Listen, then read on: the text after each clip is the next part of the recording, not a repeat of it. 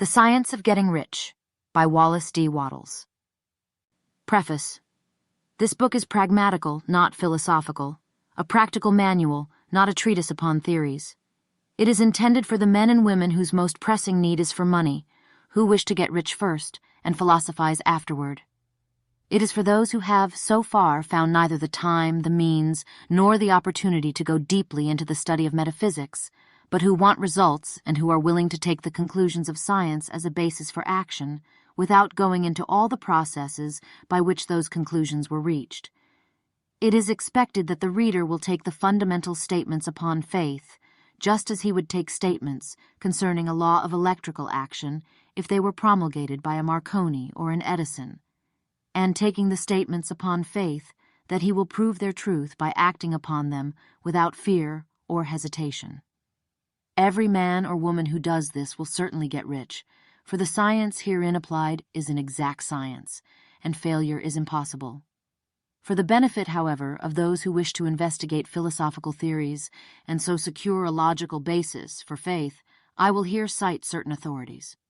The monistic theory of the universe, the theory that one is all and that all is one, that one substance manifests itself as the seeming many elements of the material world, is of Hindu origin and has been gradually winning its way into the thought of the Western world for 200 years. It is the foundation of all the Oriental philosophies and of those of Descartes, Spinoza, Leibniz, Schopenhauer, Hegel, and Emerson. The reader who would dig to the philosophical foundations is advised to read Hegel and Emerson, and he will do well to read The Eternal News, a very excellent pamphlet published by J. Brown, 300 Cathcart Road, Govanhill, Glasgow, Scotland. He may also find some help in a series of articles written by the author, which were published in Nautilus during the spring and summer of 1909, under the title What is Truth? In writing this book, I have sacrificed all other considerations to plainness and simplicity of style, so that all might understand. The plan of action laid down herein was deduced from the conclusions of philosophy. It has been thoroughly tested, and bears the supreme test of practical experiment. It works. If you wish to know how the conclusions were arrived at, read the writings of the authors mentioned above, and if you wish to reap the fruits of their philosophies in actual practice, read this book and do exactly as it tells you to do. Chapter 1. The Right to be Rich. Whatever may be said in praise of poverty, the fact remains that it is not possible to live a really complete or successful life unless one is rich. No man can rise to his greatest possible height in talent or soul development unless he has plenty of money, for to unfold the soul and to develop talent, he must have many things to use, and he cannot have these things unless he has money to buy them with. Man develops in mind, soul, and body by making use of things, and society is so organized that man must have money in order to become the possessor of things. Therefore, the basis of all advancement for man must be the science of getting rich. The object of all life is development, and everything that lives has an inalienable right to all the development it is capable of attaining. Man's right to life means his right to have the free and unrestricted use of all the things which may be necessary to his fullest mental, spiritual, and physical unfoldment, or, in other words, his right to be rich. In this book, I shall not speak of riches in a figurative way. To be really rich does not mean to be satisfied or contented with a little. No man ought to be satisfied with a little if he is capable of using and enjoying more.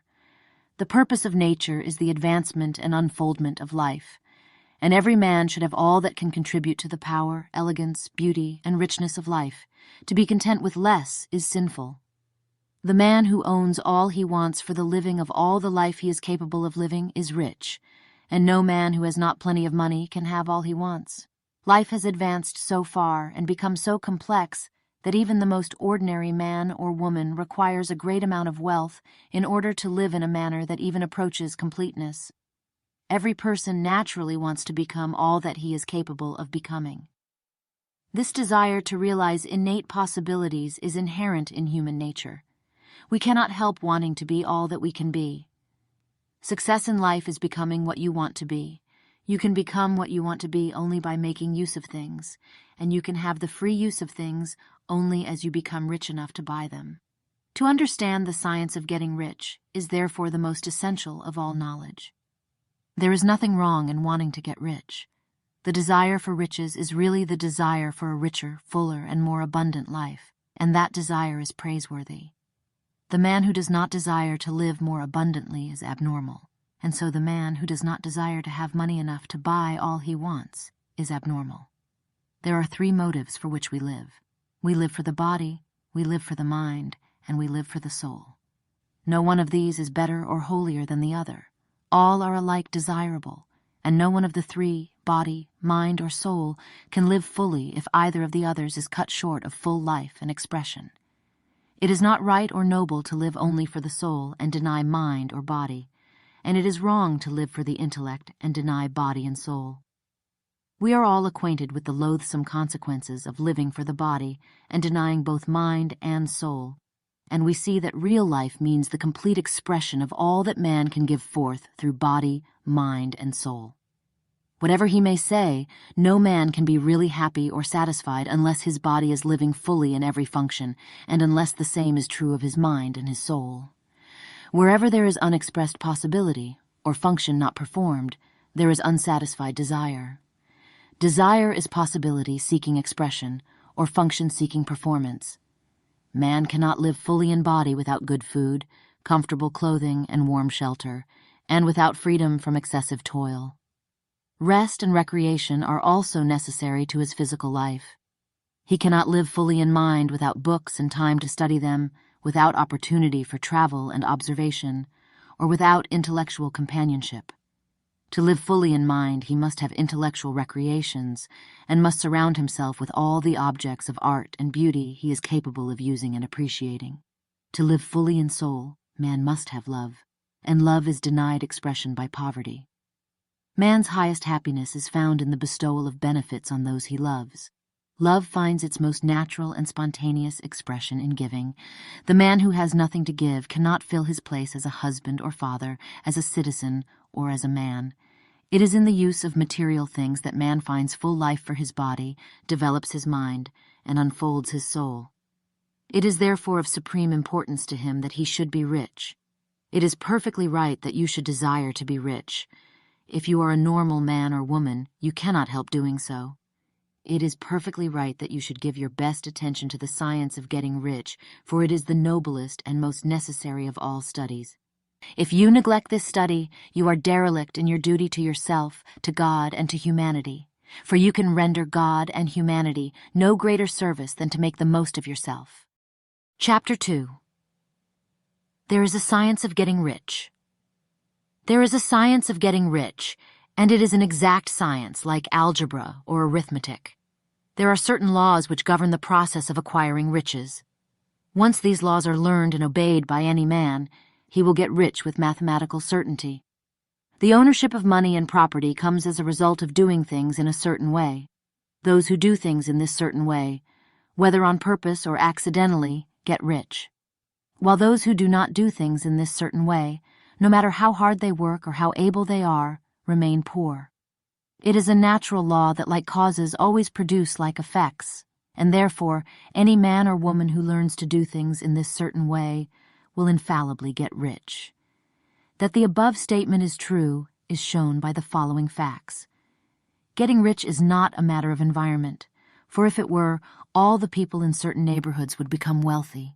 The people of one city would all be rich, while those of other towns would all be poor. Or the inhabitants of one state would roll in wealth, while those of an adjoining state would be in poverty. But everywhere we see rich and poor living side by side, in the same environment, and often engaged in the same vocations. When two men are in the same locality and in the same business, and one gets rich while the other remains poor, it shows that getting rich is not, primarily, a matter of environment. Some environments may be more favorable than others, but when two men in the same business are in the same neighborhood and one gets rich while the other fails, it indicates that getting rich is the result of doing things in a certain way.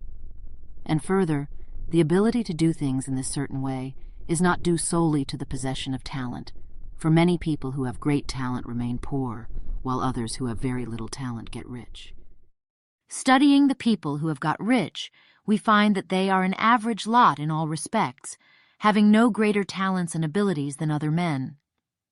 It is evident that they do not get rich because they possess talents and abilities that other men have not, but because they happen to do things in a certain way.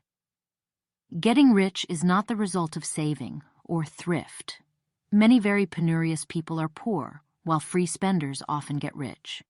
Nor is getting rich due to doing things which others fail to do. For two men in the same business often do almost exactly the same things, and one gets rich while the other remains poor or becomes a bankrupt. From all these things, we must come to the conclusion that getting rich is the result of doing things in a certain way. If getting rich is the result of doing things in a certain way, and if like causes always produce like effects, then any man or woman who can do things in that way can become rich, and the whole matter is brought within the domain of exact science. The question arises here whether this certain way may not be so difficult that only a few may follow it. This cannot be true, as we have seen, so far as natural ability is concerned. Talented people get rich, and blockheads get rich. Intellectually brilliant people get rich, and very stupid people get rich. Physically strong people get rich, and weak and sickly people get rich. Some degree of ability to think and understand is, of course, essential. But insofar as natural ability is concerned, any man or woman who has sense enough to read and understand these words can certainly get rich. Also, we have seen that it is not a matter of environment. Location counts for something. One would not go to the heart of the Sahara and expect to do successful business. Getting rich involves the necessity of dealing with men and of being where there are people to deal with. And if these people are inclined to deal in the way you want to deal, so much the better. But that is about as far as environment goes. If anybody else in your town can get rich, so can you. And if anybody else in your state can get rich, so can you. Again, it is not a matter of choosing some particular business or profession. People get rich in every business and in every profession, while their next-door neighbors in the same vocation remain in poverty. It is true that you will do best in a business which you like, and which is congenial to you, and if you have certain talents which are well developed, you will do best in a business which calls for the exercise of those talents. Also, you will do best in a business which is suited to your locality. An ice cream parlor would do better in a warm climate than in Greenland, and a salmon fishery will succeed better in the Northwest than in Florida, where there are no salmon. But aside from these general limitations, getting rich is not dependent upon your engaging in some particular business, but upon your learning to do things in a certain way. If you are now in business, and anybody else in your locality is getting rich in the same business, while you are not getting rich, it is because you are not doing things in the same way that the other person is doing them. No one is prevented from getting rich by lack of capital. True, as you get capital, the increase becomes more easy and rapid. But one who has capital is already rich and does not need to consider how to become so. No matter how poor you may be, if you begin to do things in the certain way, you will begin to get rich, and you will begin to have capital. The getting of capital is a part of the process of getting rich, and it is a part of the result which invariably follows the doing of things in the certain way. You may be the poorest man on the continent and be deeply in debt. You may have neither friends, influence, nor resources. But if you begin to do things in this way, you must infallibly begin to get rich, for like causes must produce like effects. If you have no capital, you can get capital. If you are in the wrong business, you can get into the right business. If you are in the wrong location, you can go to the right location, and you can do so by beginning in your present business and in your present location to do things in the certain way which causes success. Chapter 3. Is opportunity monopolized? No man is kept poor because opportunity has been taken away from him, because other people have monopolized the wealth and have put a fence around it. You may be shut off from engaging in business in certain lines, but there are other channels open to you. Probably it would be hard for you to get control of any of the great railroad systems. That field is pretty well monopolized, but the electric railway business is still in its infancy and offers plenty of scope for enterprise. And it will be but a very few years until traffic and transportation through the air will become a great industry, and in all its branches will give employment to hundreds of thousands, and perhaps to millions of people. Why not turn your attention to the development of aerial transportation instead of competing with J.J. Hill and others for a chance in the steam railway world? It is quite true that if you are a workman in the employ of the Steel Trust, you have very little chance of becoming the owner of the plant in which you work. But it is also true that if you will commence to act in a certain way, you can soon leave the employ of the Steel Trust. You can buy a farm of from 10 to 40 acres and engage in business as a producer of foodstuffs. There is great opportunity at this time for men who will live upon small tracts of land and cultivate the same intensively. Such men will certainly get rich. You may say that it is impossible for you to get the land, but I am going to prove to you that it is not impossible, and that you can certainly get a farm if you will go to work in a certain way. At different periods, the tide of opportunity sets in different directions, according to the needs of the whole, and the particular stage of social evolution which has been reached. At present, in America, it is setting toward agriculture and the allied industries and professions. Today, opportunity is open before the farmer in his line more than before the factory worker in his line. It is open before the businessman who supplies the farmer more than before the one who supplies the factory worker, and before the professional man who waits upon the farmer more than before the one who serves the working class. There is abundance of opportunity for the man who will go with the tide, instead of trying to swim against it. So the factory workers, either as individuals or as a class, are not deprived of opportunity. The workers are not being kept down by their masters. They are not being ground by the trusts and combinations of capital. As a class, they are where they are because they do not do things in a certain way. If the workers of America chose to do so, they could follow the example of their brothers in Belgium and other countries and establish great department stores and cooperative industries. They could elect men of their own class to office and pass laws favoring the development of such cooperative industries, and in a few years they could take peaceable possession of the industrial field. The working class may become the master class whenever they will begin to do things in a certain way. The law of wealth is the same for them as it is for all others. This they must learn, and they will remain where they are as long as they continue to do as they do. The individual worker, however, is not held down by the ignorance or the mental slothfulness of his class. He can follow the tide of opportunity to riches, and this book will tell him how. No one is kept in poverty by a shortness in the supply of riches. There is more than enough for all. A palace as large as the Capitol at Washington might be built for every family on earth from the building material in the United States alone, and under intensive cultivation this country would produce wool, cotton, linen, and silk, enough to clothe each person in the world, finer than Solomon was arrayed in all his glory, together with food enough to feed them all luxuriously. The visible supply is practically inexhaustible, and the invisible supply really is inexhaustible. Everything you see on earth is made from one original substance, out of which all things proceed. New forms are constantly being made, and older ones are dissolving, but all are shapes assumed by one thing. There is no limit to the supply of formless stuff or original substance. The universe is made out of it, but it was not all used in making the universe. The spaces in, through, and between the forms of the visible universe are permeated and filled with the original substance, with the formless stuff, with the raw material of all things. 10,000 times as much as has been made might still be made, and even then we should not have exhausted the supply of universal raw material. No man, therefore, is poor because nature is poor, or because there is not enough to go around. Nature is an inexhaustible storehouse of riches. The supply will never run short. Original substance is alive with creative energy and is constantly producing more forms. When the supply of building material is exhausted, more will be produced. When the soil is exhausted so that foodstuffs and materials for clothing will no longer grow upon it, it will be renewed or more soil will be made. When all the gold and silver has been dug from the earth, if man is still in such a stage of social development that he needs gold and silver, more will be produced from the formless. The formless stuff responds to the needs of man. It will not let him be without any good thing. This is true of man collectively. The race as a whole is always abundantly rich, and if individuals are poor, it is because they do not follow the certain way of doing things which makes the individual man rich. The formless stuff is intelligent. It is stuff which thinks. It is alive and is always impelled toward more life. It is the natural and inherent impulse of life to seek to live more.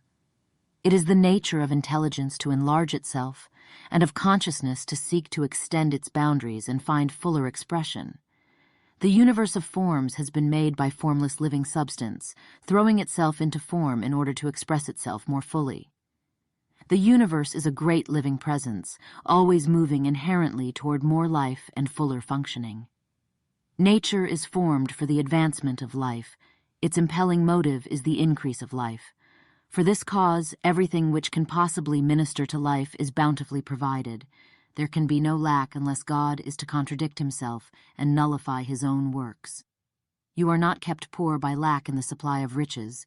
It is a fact which I shall demonstrate a little farther on, that even the resources of the formless supply are at the command of the man or woman who will act and think in a certain way. Chapter 4, The First Principle in the Science of Getting Rich. Thought is the only power which can produce tangible riches from the formless substance. The stuff from which all things are made is a substance which thinks, and a thought of form in this substance produces the form. Original substance moves according to its thoughts. Every form and process you see in nature is the visible expression of a thought in original substance. As the formless stuff thinks of a form, it takes that form. As it thinks of a motion, it makes that motion. That is the way all things were created. We live in a thought world, which is part of a thought universe. The thought of a moving universe extended throughout formless substance, and the thinking stuff moving according to that thought took the form of systems of planets and maintains that form. Thinking substance takes the form of its thought and moves according to the thought. Holding the idea of a circling system of suns and worlds, it takes the form of these bodies and moves them as it thinks. Thinking the form of a slow-growing oak tree, it moves accordingly and produces the tree, though centuries may be required to do the work. In creating, the formless seems to move according to the lines of motion it has established. The thought of an oak tree does not cause the instant formation of a full-grown tree, but it does start in motion the forces which will produce the tree, along established lines of growth. Every thought of form, held in thinking substance, causes the creation of the form, but always, or at least generally, along lines of growth and action already established. The thought of a house of a certain construction, if it were impressed upon formless substance, might not cause the instant formation of the house, but it would cause the turning of creative energies already working in trade and commerce into such channels as to result in the speedy building of the house. And if there were no existing channels through which the creative energy could work, then the house would be formed directly from primal substance, without waiting for the slow processes of the organic and inorganic world. No thought of form can be impressed upon original substance without causing the creation of the form. Man is a thinking center and can originate thought. All the forms that man fashions with his hands must first exist in his thought. He cannot shape a thing until he has thought that thing. And so far man has confined his efforts wholly to the work of his hands. He has applied manual labor to the world of forms, seeking to change or modify those already existing. He has never thought of trying to cause the creation of new forms by impressing his thoughts upon formless substance. When man has a thought form, he takes material from the forms of nature and makes an image of the form which is in his mind. He has, so far, made little or no effort to cooperate with formless intelligence, to work with the Father. He has not dreamed that he can do what he seeth the Father doing. Man reshapes and modifies existing forms by manual labor. He has given no attention to the question whether he may not produce things from formless substance by communicating his thoughts to it. We propose to prove that he may do so, to prove that any man or woman may do so, and to show how. As our first step, we must lay down 3 fundamental propositions. First, we assert that there is one original formless stuff, or substance, from which all things are made. All the seemingly many elements are but different presentations of one element.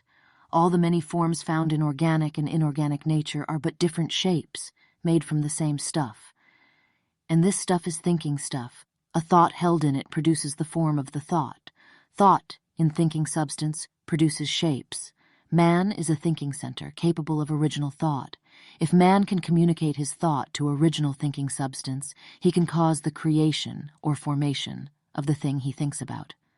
To summarize this, there is a thinking stuff from which all things are made, and which in its original state permeates, penetrates, and fills the interspaces of the universe. A thought in this substance produces the thing that is imaged by the thought. Man can form things in his thought, and by impressing his thought upon formless substance, can cause the thing he thinks about to be created. It may be asked if I can prove these statements, and without going into details, I answer that I can do so, both by logic and experience.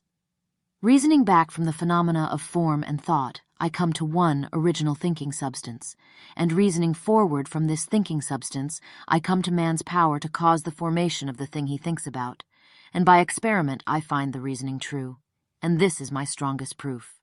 If one man who reads this book gets rich by doing what it tells him to do, that is evidence in support of my claim. But if every man who does what it tells him to do gets rich, that is positive proof until someone goes through the process and fails. The theory is true until the process fails, and this process will not fail, for every man who does exactly what this book tells him to do will get rich. I have said that men get rich by doing things in a certain way, and in order to do so, men must become able to think in a certain way. A man's way of doing things is the direct result of the way he thinks about things. To do things in the way you want to do them, you will have to acquire the ability to think the way you want to think. This is the first step toward getting rich. To think what you want to think is to think truth, regardless of appearances. Every man has the natural and inherent power to think what he wants to think, but it requires far more effort to do so than it does to think the thoughts which are suggested by appearances. To think according to appearances is easy. To think truth regardless of appearances is laborious, and requires the expenditure of more power than any other workman is called upon to perform. There is no labor from which most people shrink, as they do from that of sustained and consecutive thought. It is the hardest work in the world. This is especially true when truth is contrary to appearances. Every appearance in the visible world tends to produce a corresponding form in the mind which observes it, and this can only be prevented by holding the thought of the truth. To look upon the appearance of disease will produce the form of disease in your own mind and ultimately in your body. Unless you hold the thought of the truth, which is that there is no disease, it is only an appearance, and the reality is health. To look upon the appearances of poverty will produce corresponding forms in your own mind. Unless you hold to the truth that there is no poverty, there is only abundance. To think health when surrounded by the appearances of disease, or to think riches when in the midst of appearances of poverty, requires power. But he who acquires this power becomes a master mind. He can conquer fate. He can have what he wants. This power can only be acquired by getting hold of the basic fact which is behind all appearances, and that fact is that there is one thinking substance from which and by which all things are made. Then we must grasp the truth that every thought held in this substance becomes a form, and that man can so impress his thoughts upon it as to cause them to take form and become visible things. When we realize this, we lose all doubt and fear, for we know that we can create what we want to create. We can get what we want to have and can become what we want to be. As a first step toward getting rich, you must believe the 3 fundamental statements given previously in this chapter, and in order to emphasize them, I repeat them here. There is a thinking stuff from which all things are made, and which, in its original state, permeates, penetrates, and fills the interspaces of the universe. A thought in this substance produces the thing that is imaged by the thought. Man can form things in his thought, and by impressing his thought upon formless substance, can cause the thing he thinks about to be created. You must lay aside all other concepts of the universe than this monistic one, and you must dwell upon this until it is fixed in your mind and has become your habitual thought. Read these creed statements over and over again, fix every word upon your memory, and meditate upon them until you firmly believe what they say. If a doubt comes to you, cast it aside as a sin. Do not listen to arguments against this idea. Do not go to churches or lectures where a contrary concept of things is taught or preached. Do not read magazines or books which teach a different idea. If you get mixed up in your faith, all your efforts will be in vain.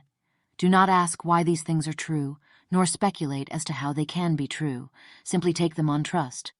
The science of getting rich begins with the absolute acceptance of this faith. Chapter 5. Increasing Life. You must get rid of the last vestige of the old idea that there is a deity whose will it is that you should be poor, or whose purposes may be served by keeping you in poverty. The intelligent substance which is all, and in all, and which lives in all and lives in you, is a consciously living substance. Being a consciously living substance, it must have the natural and inherent desire of every living intelligence for increase of life. Every living thing must continually seek for the enlargement of its life, because life, in the mere act of living, must increase itself. A seed, dropped into the ground, springs into activity, and in the act of living produces 100 more seeds. Life, by living, multiplies itself. It is forever becoming more. It must do so, if it continues to be at all. Intelligence is under this same necessity for continuous increase. Every thought we think makes it necessary for us to think another thought. Consciousness is continually expanding. Every fact we learn leads us to the learning of another fact. Knowledge is continually increasing. Every talent we cultivate brings to the mind the desire to cultivate another talent. We are subject to the urge of life, seeking expression, which ever drives us on to know more, to do more, and to be more. In order to know more, do more, and be more, we must have more. We must have things to use, for we learn and do and become only by using things. We must get rich so that we can live more. The desire for riches is simply the capacity for larger life-seeking fulfillment. Every desire is the effort of an unexpressed possibility to come into action. It is power seeking to manifest which causes desire. That which makes you want more money is the same as that which makes the plant grow. It is life seeking fuller expression. The one living substance must be subject to this inherent law of all life. It is permeated with the desire to live more. That is why it is under the necessity of creating things. The one substance desires to live more in you. Hence, it wants you to have all the things you can use. It is the desire of God that you should get rich. He wants you to get rich because he can express himself better through you if you have plenty of things to use in giving him expression. He can live more in you if you have unlimited command of the means of life. The universe desires you to have everything you want to have.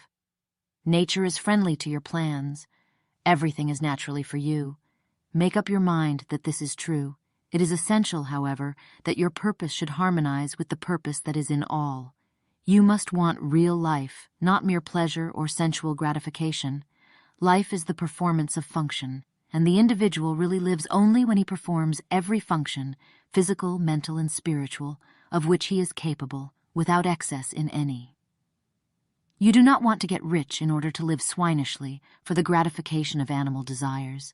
That is not life, but the performance of every physical function is a part of life, and no one lives completely who denies the impulses of the body a normal and healthful expression.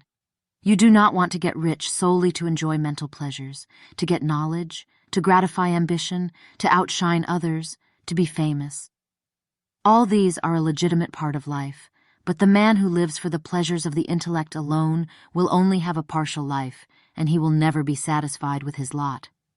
You do not want to get rich solely for the good of others, to lose yourself for the salvation of mankind, to experience the joys of philanthropy and sacrifice. The joys of the soul are only a part of life, and they are no better or nobler than any other part. You want to get rich in order that you may eat, drink, and be merry when it is time to do these things, in order that you may surround yourself with beautiful things, see distant lands, feed your mind, and develop your intellect, in order that you may love men and do kind things and be able to play a good part in helping the world to find truth. But remember that extreme altruism is no better and no nobler than extreme selfishness. Both are mistakes. Get rid of the idea that God wants you to sacrifice yourself for others and that you can secure His favor by doing so. God requires nothing of the kind. What He wants is that you should make the most of yourself for yourself and for others, and you can help others more by making the most of yourself than in any other way. You can make the most of yourself only by getting rich, so it is right and praiseworthy that you should give your first and best thought to the work of acquiring wealth. Remember, however, that the desire of substance is for all, and its movements must be for more life to all. It cannot be made to work for less life to any, because it is equally in all, seeking riches and life. Intelligent substance will make things for you, but it will not take things away from someone else and give them to you. You must get rid of the thought of competition. You are to create, not to compete for what is already created. You do not have to take anything away from anyone. You do not have to drive sharp bargains. You do not have to cheat or to take advantage. You do not need to let any man work for you for less than he earns. You do not have to covet the property of others, or to look at it with wishful eyes. No man has anything of which you cannot have the like, and that without taking what he has away from him. You are to become a creator, not a competitor. You are going to get what you want, but in such a way that when you get it, every other man will have more than he has now. I am aware that there are men who get a vast amount of money by proceeding in direct opposition to the statements in the paragraph above, and may add a word of explanation here. Men of the plutocratic type who become very rich do so sometimes purely by their extraordinary ability on the plane of competition, and sometimes they unconsciously relate themselves to substance in its great purposes and movements for the general racial upbuilding through industrial evolution. Rockefeller, Carnegie, Morgan, et al. Have been the unconscious agents of the Supreme in the necessary work of systematizing and organizing productive industry, and in the end, their work will contribute immensely toward increased life for all. Their day is nearly over. They have organized production, and will soon be succeeded by the agents of the multitude, who will organize the machinery of distribution. The multimillionaires are like the monster reptiles of the prehistoric eras. They play a necessary part in the evolutionary process, but the same power which produced them will dispose of them. And it is well to bear in mind that they have never been really rich. A record of the private lives of most of this class will show that they have really been the most abject and wretched of the poor. Riches secured on the competitive plane are never satisfactory and permanent. They are yours today and another's tomorrow. Remember, if you are to become rich in a scientific and certain way, you must rise entirely out of the competitive thought. You must never think for a moment that the supply is limited. Just as soon as you begin to think that all the money is being cornered and controlled by bankers and others, and that you must exert yourself to get laws passed to stop this process, and so on.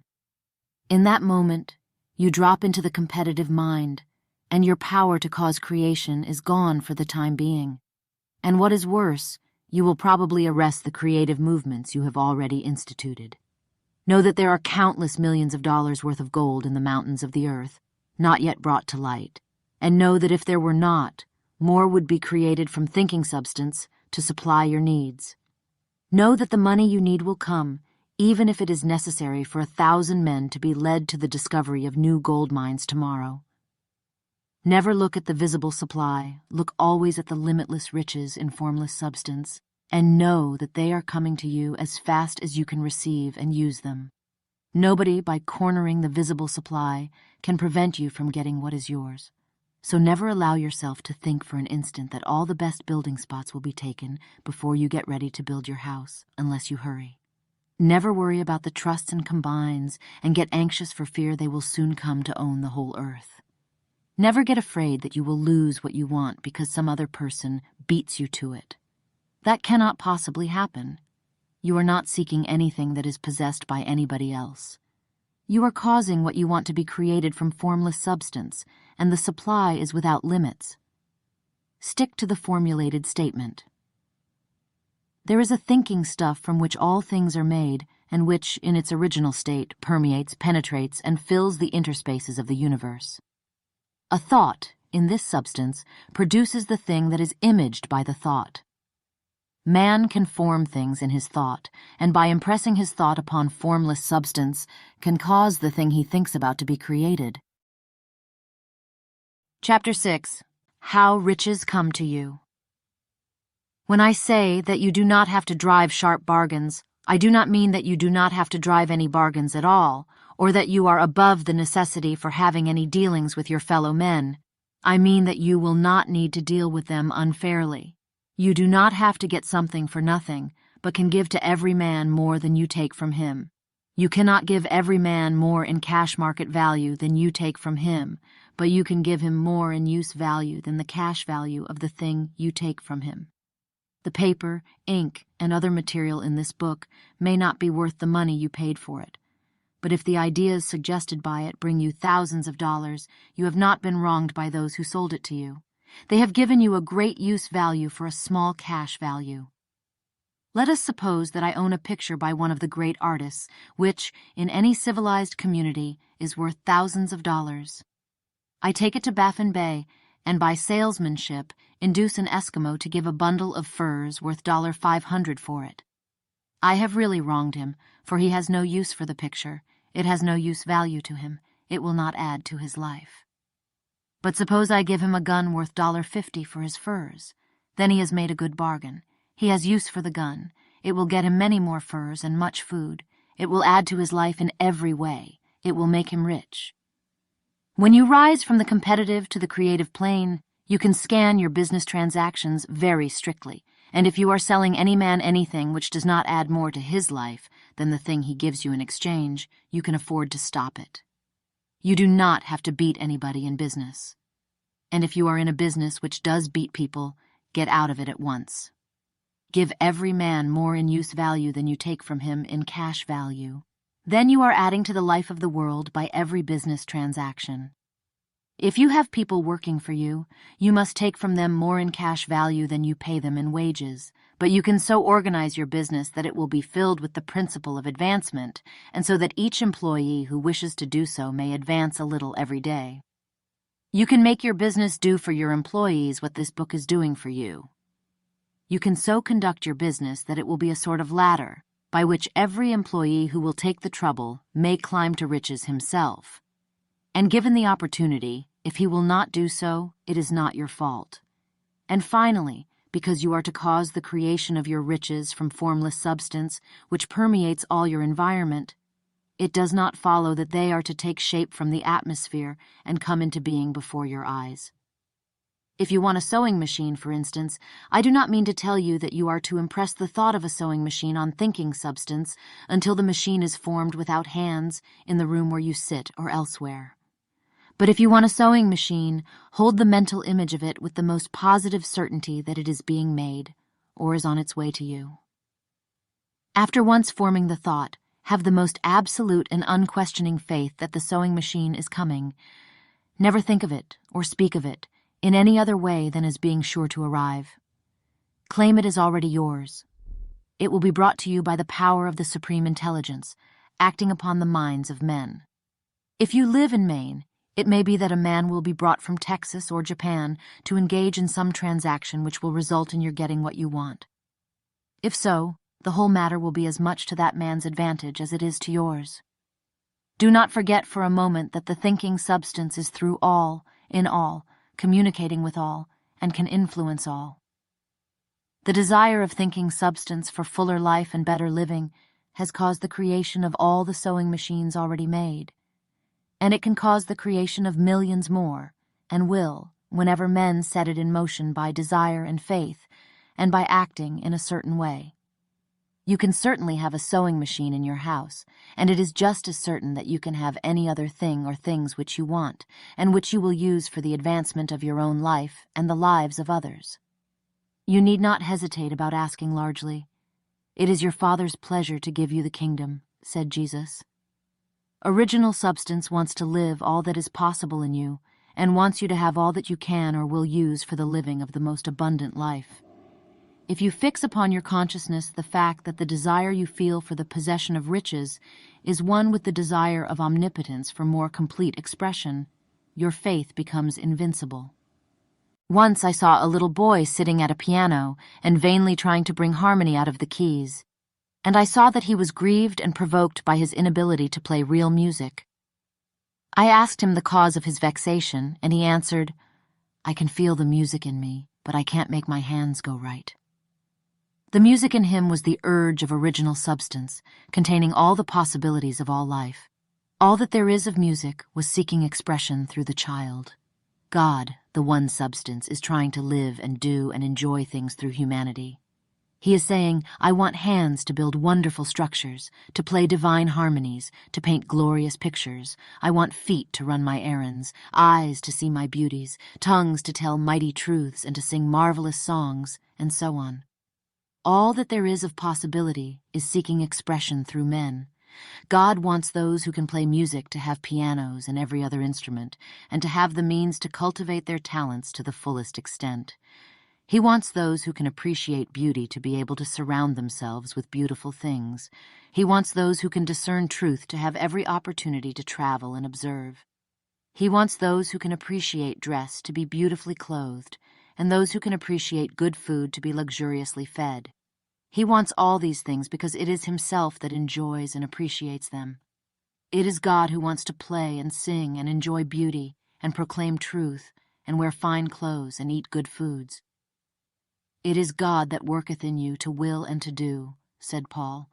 "The desire you feel for riches is the infinite, seeking to express himself in you as he sought to find expression in the little boy at the piano. So you need not hesitate to ask largely. Your part is to focalize and express the desires of God.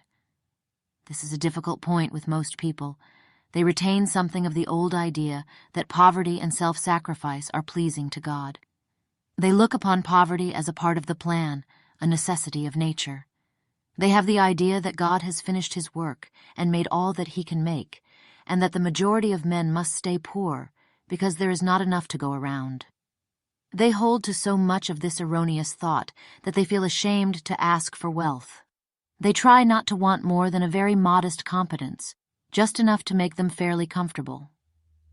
I recall now the case of one student who was told that he must get in mind a clear picture of the things he desired, so that the creative thought of them might be impressed on formless substance.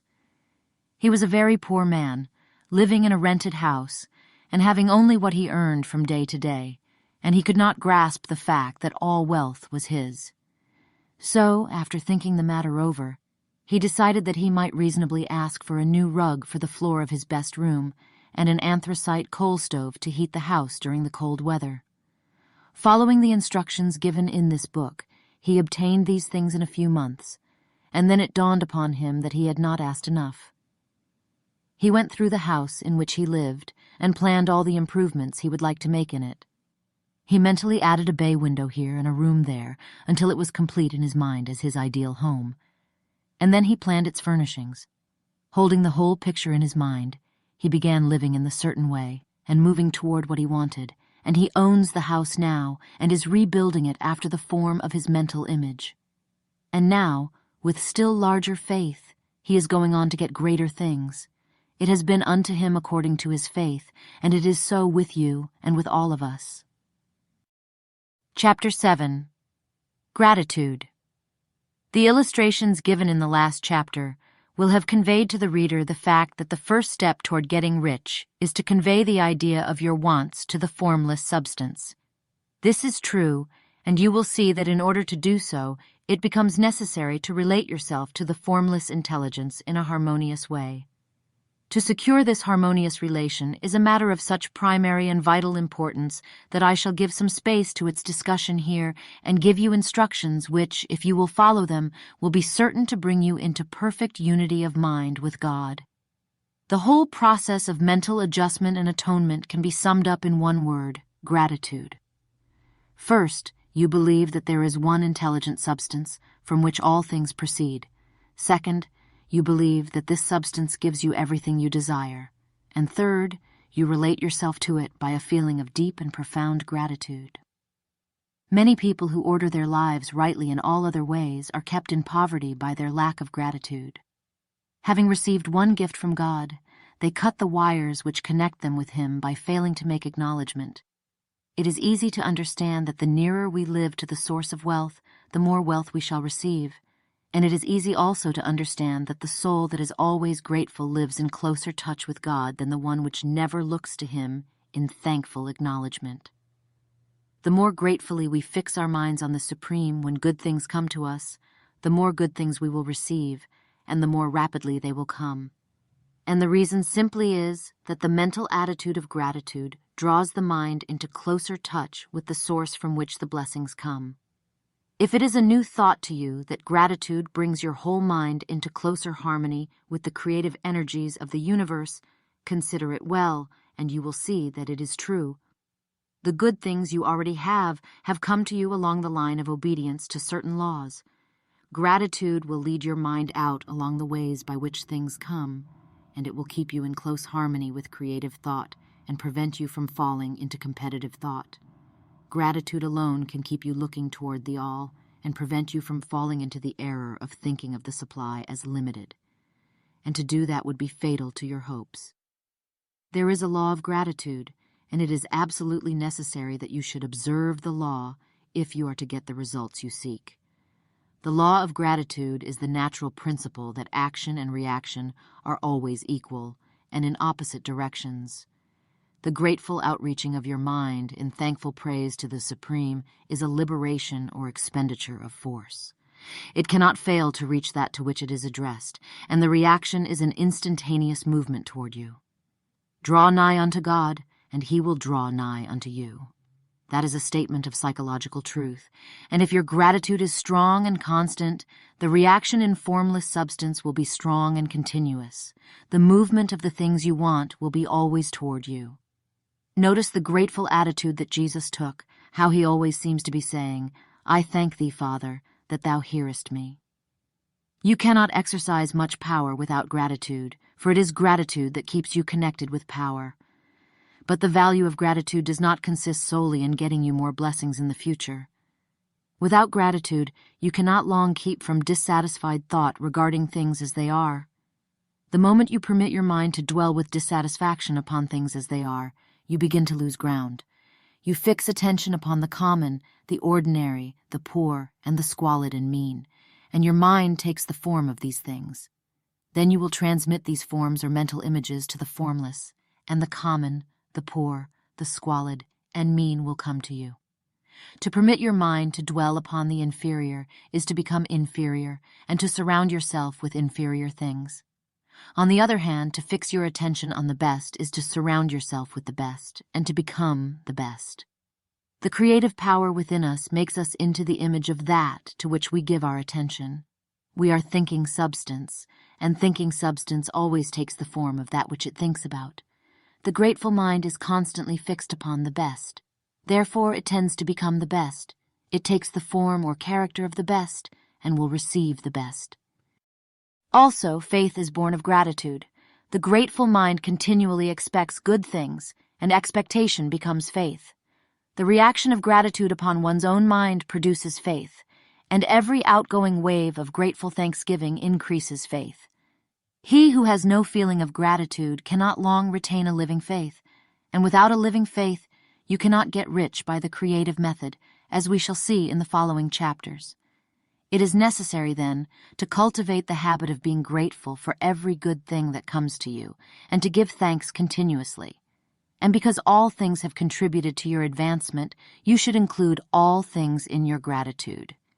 Do not waste time thinking or talking about the shortcomings or wrong actions of plutocrats or trust magnates.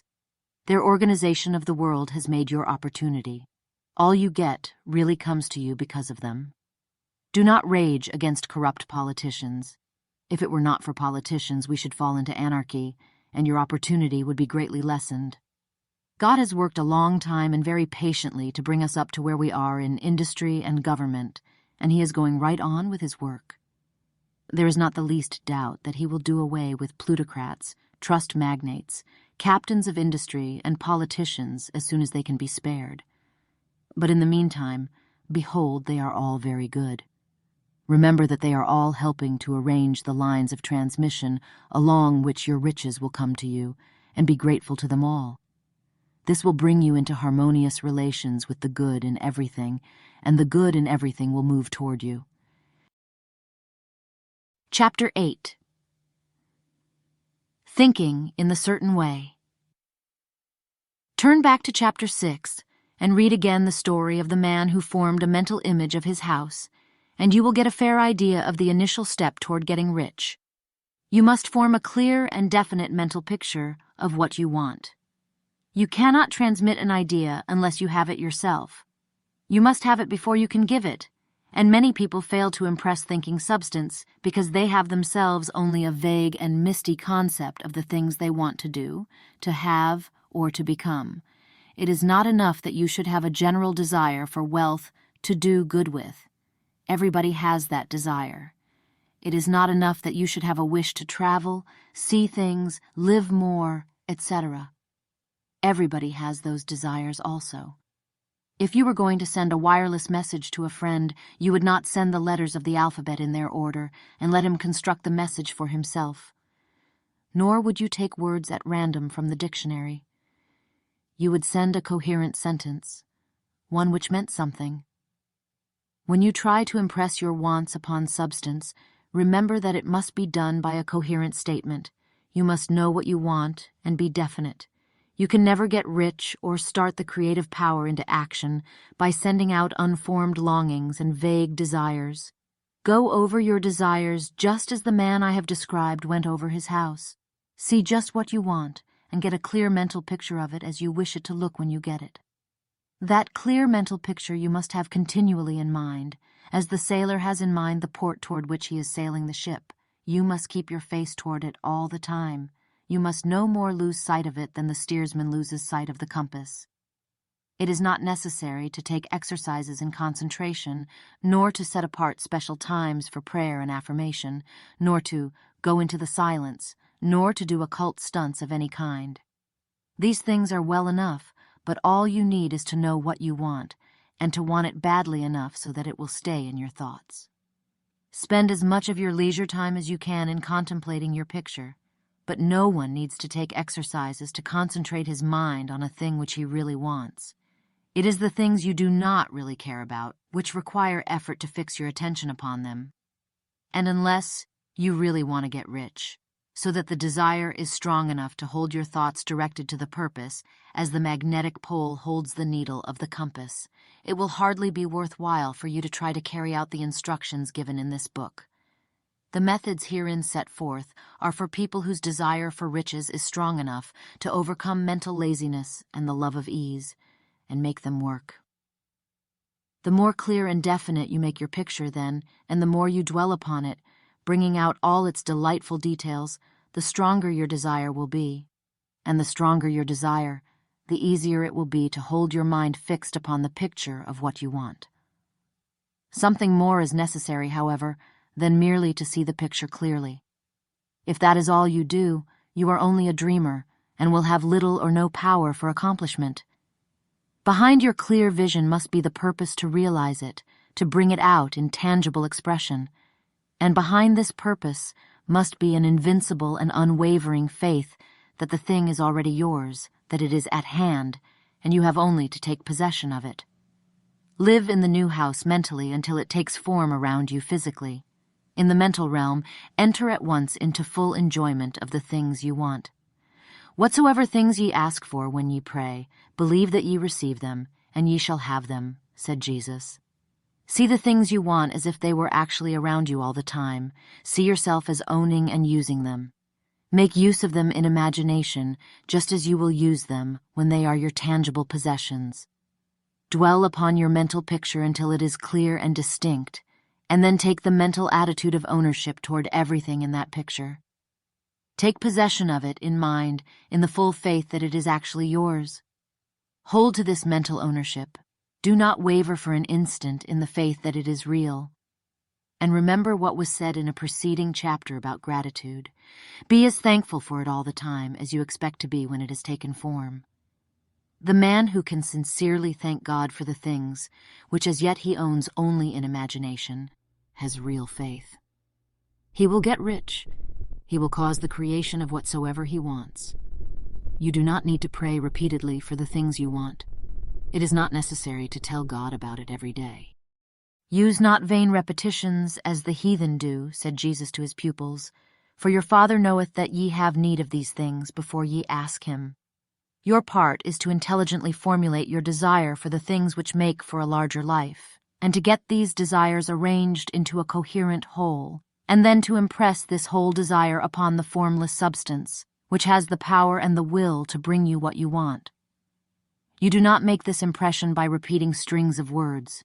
You make it by holding the vision with unshakable purpose to attain it, and with steadfast faith that you do attain it. The answer to prayer is not according to your faith while you are talking, but according to your faith while you are working.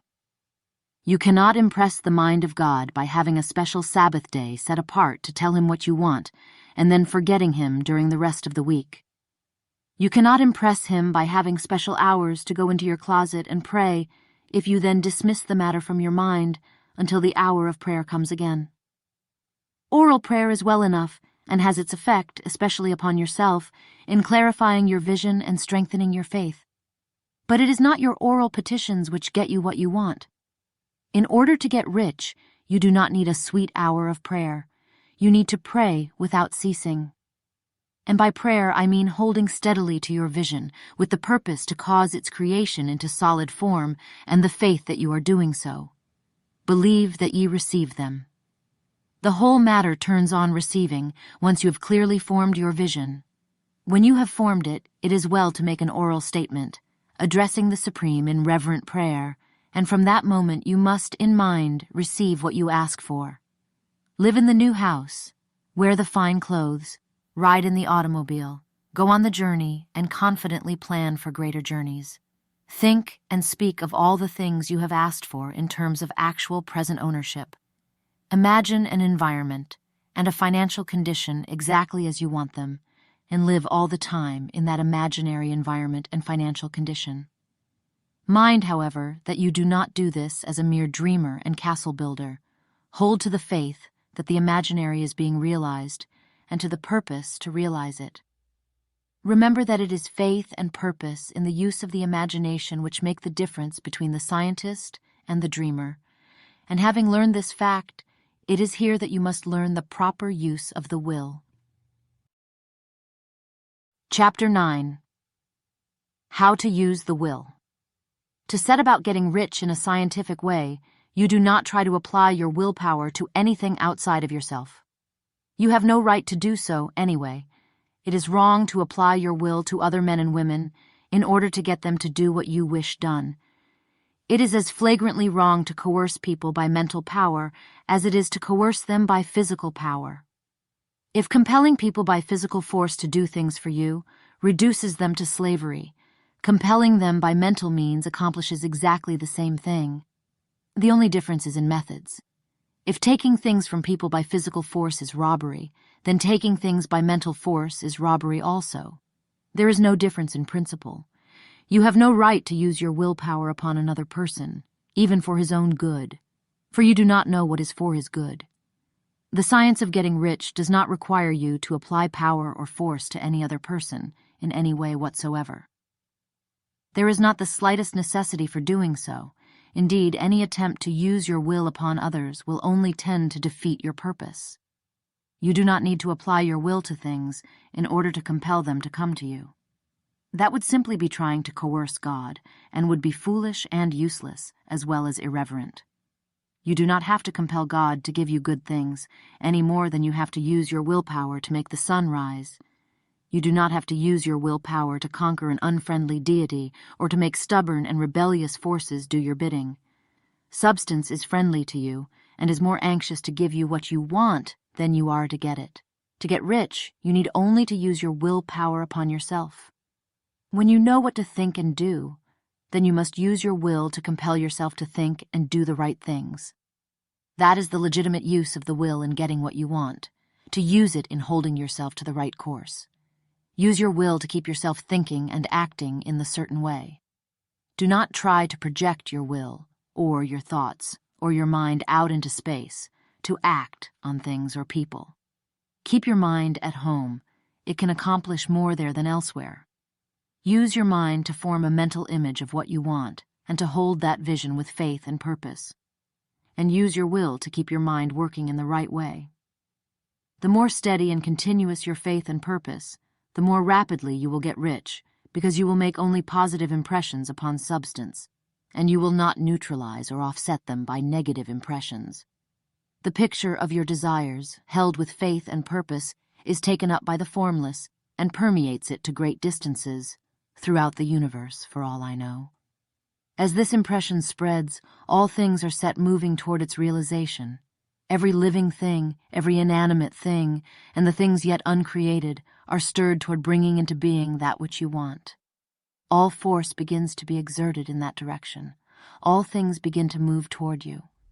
The minds of people everywhere are influenced toward doing the things necessary to the fulfilling of your desires, and they work for you unconsciously.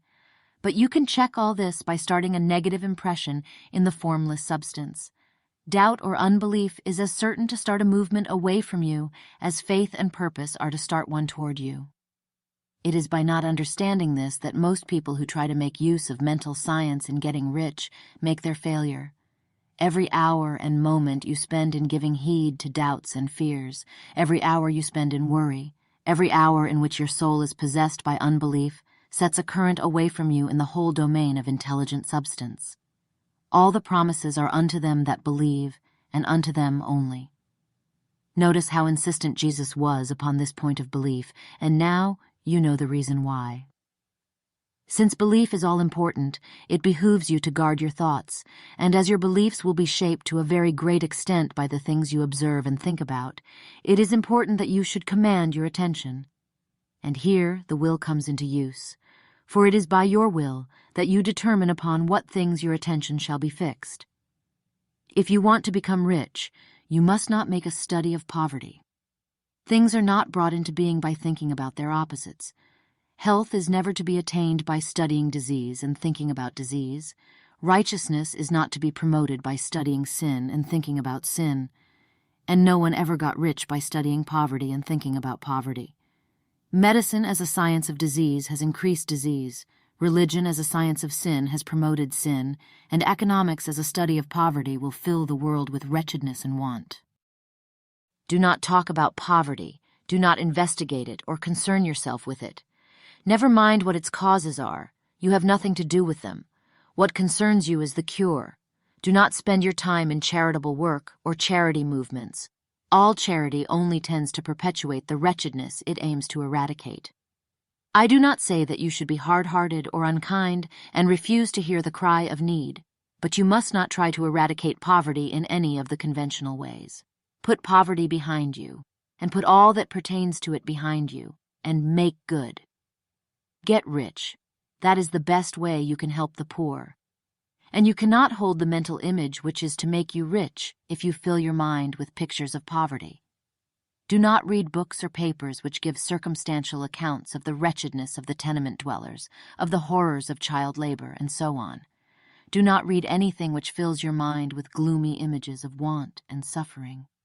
You cannot help the poor in the least by knowing about these things, and the widespread knowledge of them does not tend at all to do away with poverty. What tends to do away with poverty is not the getting of pictures of poverty into your mind, but getting pictures of wealth into the minds of the poor. You are not deserting the poor in their misery when you refuse to allow your mind to be filled with pictures of that misery. Poverty can be done away with, not by increasing the number of well-to-do people who think about poverty, but by increasing the number of poor people who propose with faith to get rich. The poor do not need charity. They need inspiration. Charity only sends them a loaf of bread to keep them alive in their wretchedness, or gives them an entertainment to make them forget for an hour or two. But inspiration will cause them to rise out of their misery. If you want to help the poor, demonstrate to them that they can become rich. Prove it by getting rich yourself. The only way in which poverty will ever be banished from this world is by getting a large and constantly increasing number of people to practice the teachings of this book. People must be taught to become rich by creation, not by competition.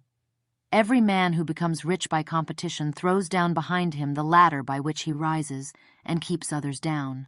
But every man who gets rich by creation opens a way for thousands to follow him and inspires them to do so. You are not showing hardness of heart or an unfeeling disposition when you refuse to pity poverty, see poverty, read about poverty, or think or talk about it, or to listen to those who do talk about it.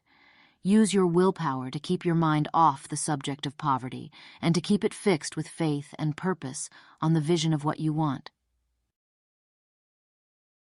Chapter 10. Further use of the will. You cannot retain a true and clear vision of wealth if you are constantly turning your attention to opposing pictures, whether they be external or imaginary. Do not tell of your past troubles of a financial nature, if you have had them. Do not think of them at all. Do not tell of the poverty of your parents or the hardships of your early life. To do any of these things is to mentally class yourself with the poor for the time being, and it will certainly check the movement of things in your direction. Let the dead bury their dead, as Jesus said. Put poverty and all things that pertain to poverty completely behind you. You have accepted a certain theory of the universe as being correct, and are resting all your hopes of happiness on its being correct.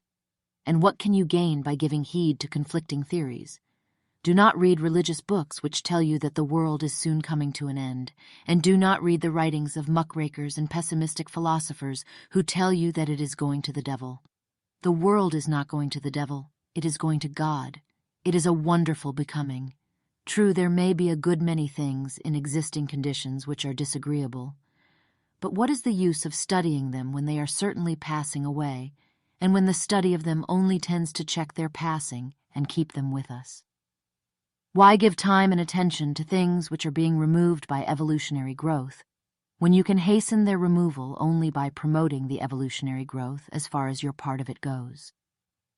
No matter how horrible in seeming may be the conditions in certain countries, sections, or places, you waste your time and destroy your own chances by considering them. You should interest yourself in the world's becoming rich.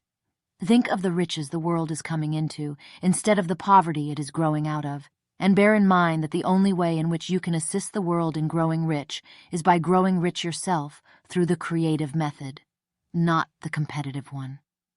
Give your attention wholly to riches, ignore poverty. Whenever you think or speak of those who are poor, think and speak of them as those who are becoming rich, as those who are to be congratulated rather than pitied. Then they and others will catch the inspiration and begin to search for the way out. Because I say that you are to give your whole time and mind and thought to riches, it does not follow that you are to be sordid or mean. To become really rich is the noblest aim you can have in life, for it includes everything else.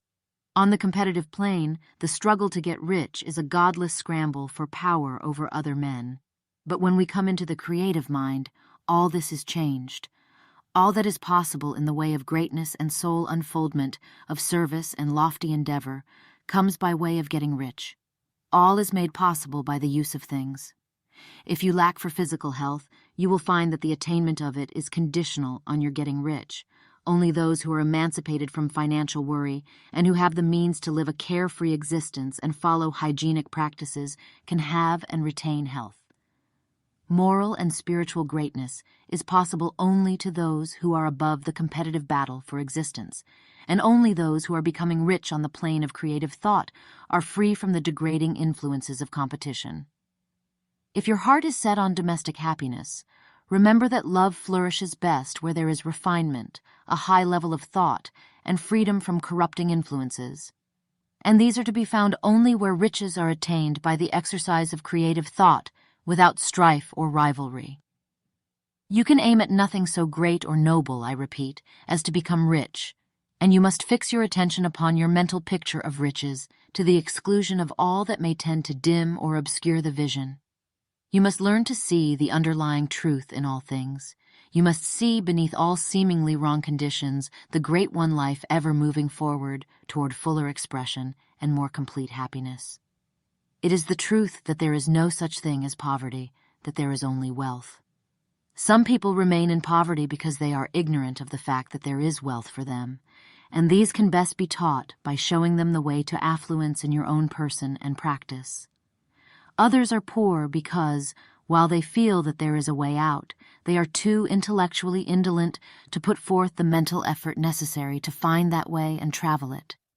And for these, the very best thing you can do is to arouse their desire by showing them the happiness that comes from being rightly rich.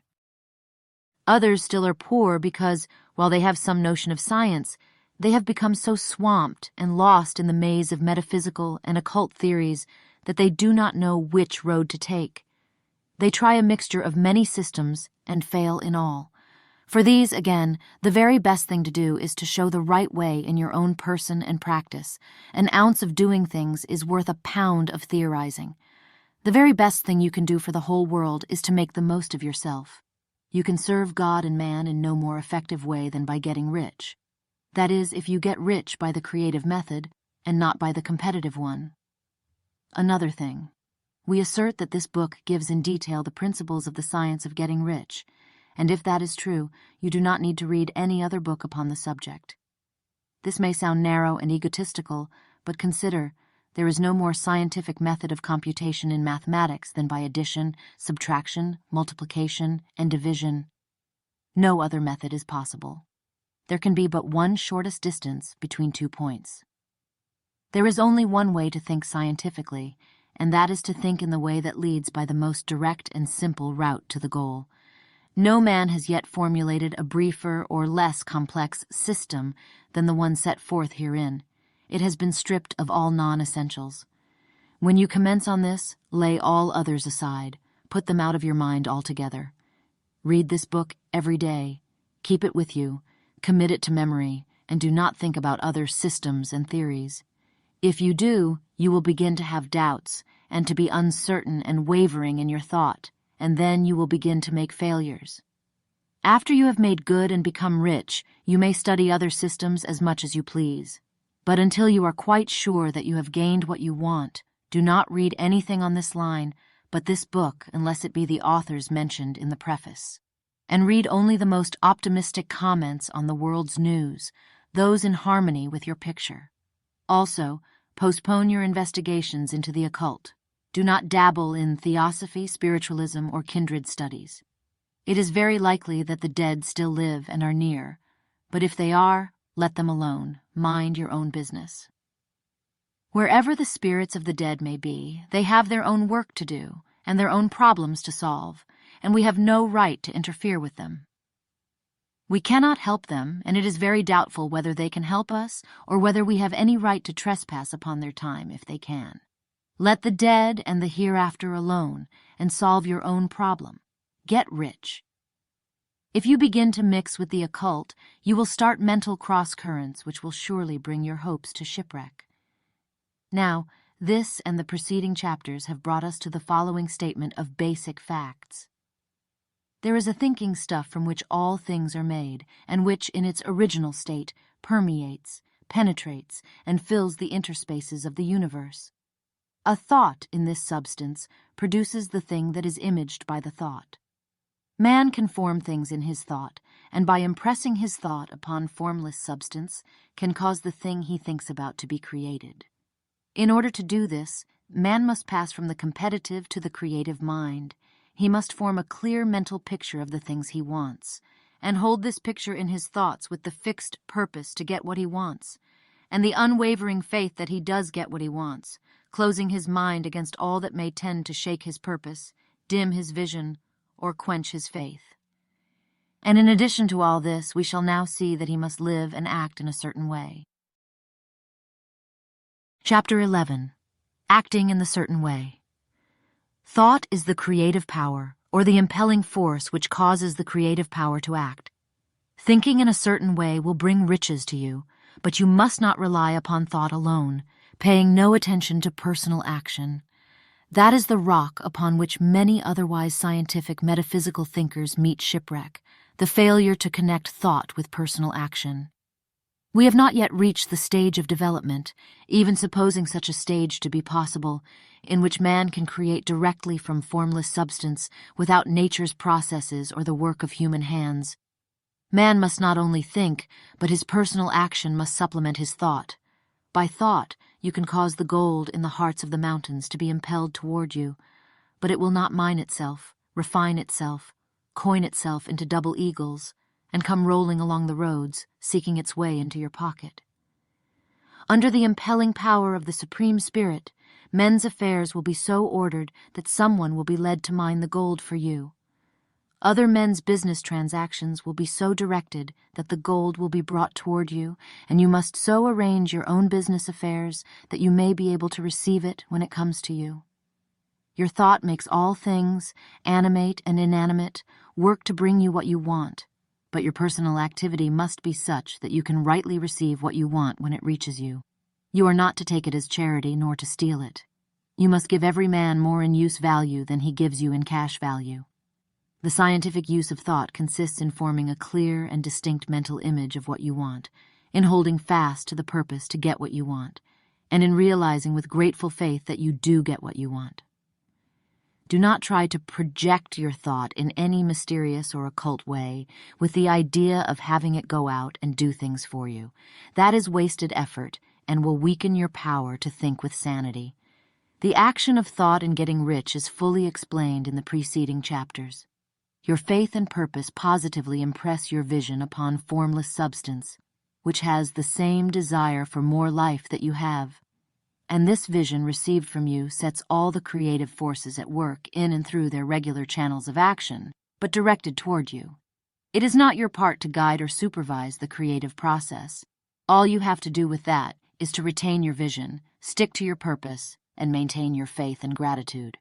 But you must act in a certain way, so that you can appropriate what is yours when it comes to you, so that you can meet the things you have in your picture and put them in their proper places as they arrive. You can readily see the truth of this. When things reach you, they will be in the hands of other men who will ask an equivalent for them, and you can only get what is yours by giving the other man what is his. Your pocketbook is not going to be transformed into a Fortunatus's purse, which shall be always full of money without effort on your part. This is the crucial point in the science of getting rich, right here, where thought and personal action must be combined. There are very many people who consciously or unconsciously set the creative forces in action by the strength and persistence of their desires, but who remain poor because they do not provide for the reception of the thing they want when it comes. By thought, the thing you want is brought to you. By action, you receive it. Whatever your action is to be, it is evident that you must act now. You cannot act in the past, and it is essential to the clearness of your mental vision that you dismiss the past from your mind. You cannot act in the future, for the future is not here yet, and you cannot tell how you will want to act in any future contingency until that contingency has arrived. Because you are not in the right business or the right environment now, do not think that you must postpone action until you get into the right business or environment. And do not spend time in the present taking thought as to the best course in possible future emergencies. Have faith in your ability to meet any emergency when it arrives. If you act in the present with your mind on the future, your present action will be with a divided mind and will not be effective. Put your whole mind into present action. Do not give your creative impulse to original substance, and then sit down and wait for results. If you do, you will never get them. Act now. There is never any time but now, and there never will be any time but now. If you are ever to begin to make ready for the reception of what you want, you must begin now. And your action, whatever it is, must most likely be in your present business or employment, and must be upon the persons and things in your present environment. You cannot act where you are not. You cannot act where you have been, and you cannot act where you are going to be. You can act only where you are. Do not bother as to whether yesterday's work was well done or ill done. Do today's work well. Do not try to do tomorrow's work now. There will be plenty of time to do that when you get to it. Do not try, by occult or mystical means, to act on people or things that are out of your reach. Do not wait for a change of environment before you act. Get a change of environment by action. You can so act upon the environment in which you are now as to cause yourself to be transferred to a better environment. Hold with faith and purpose the vision of yourself in the better environment, but act upon your present environment with all your heart, and with all your strength, and with all your mind. Do not spend any time in daydreaming or castle building. Hold to the one vision of what you want, and act now. Do not cast about seeking some new thing to do, or some strange, unusual, or remarkable action to perform as a first step toward getting rich. It is probable that your actions, at least for some time to come, will be those you have been performing for some time past. But you are to begin now to perform these actions in the certain way, which will surely make you rich. If you are engaged in some business and feel that it is not the right one for you, do not wait until you get into the right business before you begin to act. Do not feel discouraged or sit down and lament because you are misplaced. No man was ever so misplaced but that he could find the right place, and no man ever became so involved in the wrong business but that he could get into the right business. Hold the vision of yourself in the right business, with the purpose to get into it, and the faith that you will get into it, and are getting into it, but act in your present business. Use your present business as the means of getting a better one, and use your present environment as the means of getting into a better one. Your vision of the right business, if held with faith and purpose, will cause the Supreme to move the right business toward you, and your action, if performed in the certain way, will cause you to move toward the business. If you are an employee or wage earner and feel that you must change places in order to get what you want, do not project your thought into space and rely upon it to get you another job. It will probably fail to do so. Hold the vision of yourself in the job you want, while you act with faith and purpose on the job you have, and you will certainly get the job you want. Your vision and faith will set the creative force in motion to bring it toward you, and your action will cause the forces in your own environment to move you toward the place you want. In closing this chapter, we will add another statement to our syllabus. There is a thinking stuff from which all things are made, and which in its original state permeates, penetrates, and fills the interspaces of the universe. A thought in this substance produces the thing that is imaged by the thought. Man can form things in his thought, and by impressing his thoughts upon formless substance, can cause the thing he thinks about to be created. In order to do this, man must pass from the competitive to the creative mind. He must form a clear mental picture of the things he wants, and hold this picture in his thoughts, with the fixed purpose to get what he wants, and the unwavering faith that he does get what he wants, closing his mind to all that may tend to shake his purpose, dim his vision, or quench his faith. That he may receive what he wants when it comes, man must act now upon the people and things in his present environment. Chapter 12. Efficient Action. You must use your thought as directed in previous chapters, and begin to do what you can do where you are, and you must do all that you can do where you are. You can advance only by being larger than your present place, and no man is larger than his present place who leaves undone any of the work pertaining to that place. The world is advanced only by those who more than fill their present places. If no man quite filled his present place, you can see that there must be a going backward in everything. Those who do not quite fill their present places are a dead weight upon society, government, commerce, and industry. They must be carried along by others at a great expense. The progress of the world is retarded only by those who do not fill the places they are holding. They belong to a former age and a lower stage or plane of life, and their tendency is toward degeneration. No society could advance if every man was smaller than his place. Social evolution is guided by the law of physical and mental evolution. In the animal world, evolution is caused by excess of life. When an organism has more life than can be expressed in the functions of its own plane, it develops the organs of a higher plane, and a new species is originated. There never would have been new species had there not been organisms, which more than filled their places. The law is exactly the same for you. Your getting rich depends upon your applying this principle to your own affairs. Every day is either a successful day or a day of failure, and it is the successful days which get you what you want. If every day is a failure, you can never get rich, while if every day is a success, you cannot fail to get rich. If there is something that may be done today, and you do not do it, you have failed in so far as that thing is concerned, and the consequences may be more disastrous than you imagine. You cannot foresee the results of even the most trivial act. You do not know the workings of all the forces that have been set moving in your behalf. Much may be depending on your doing some simple act. It may be the very thing which is to open the door of opportunity to very great possibilities.